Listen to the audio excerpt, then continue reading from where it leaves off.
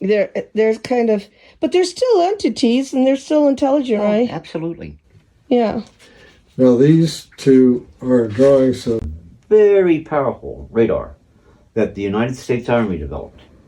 It went down in history as being the first radar ever where we could go ahead, aim it at the moon, bounce a radar beam off the moon, and it came back to Earth. wow.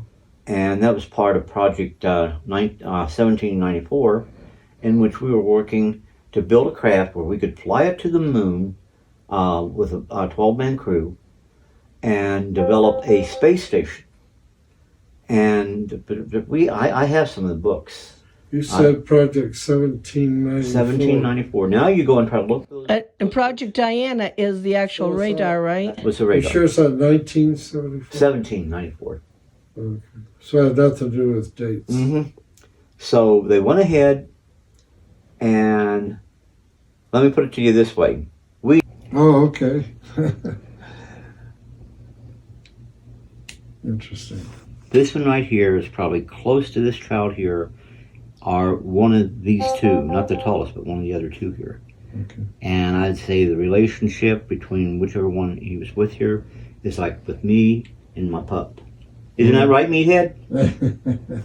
In other words, not of the same level, but loving. No, oh yeah. Loving. Did you ever see a mantis type?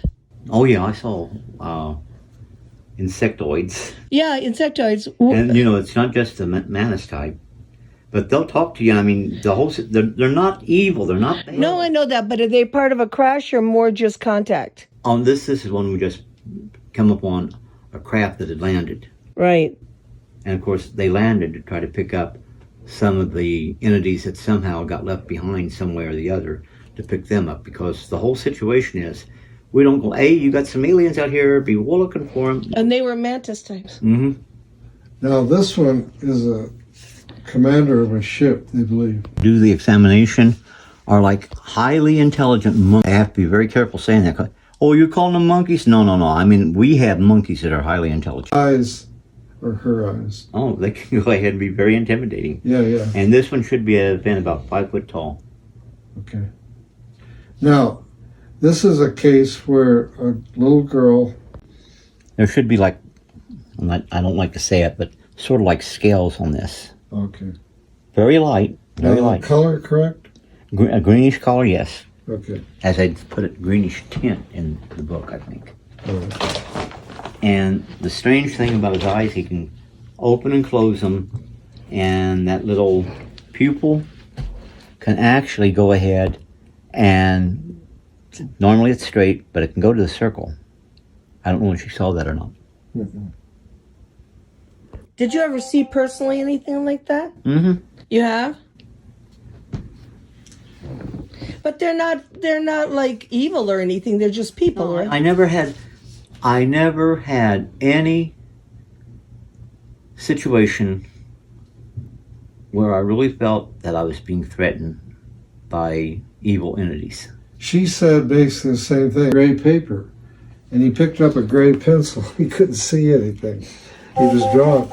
So it ended up that. And is Eben a type of creature? An Eben is an extraterrestrial. Oh, it is. Yeah. Extraterrestrial biological entity. It's an acronym. Yeah, it's the same as ZB. Yeah. Have you seen? Yeah, and it's almost like the same color. And I got a couple of books I could show you. The commander of the ship. And in this case, the guy was military that had the abduction. He was military.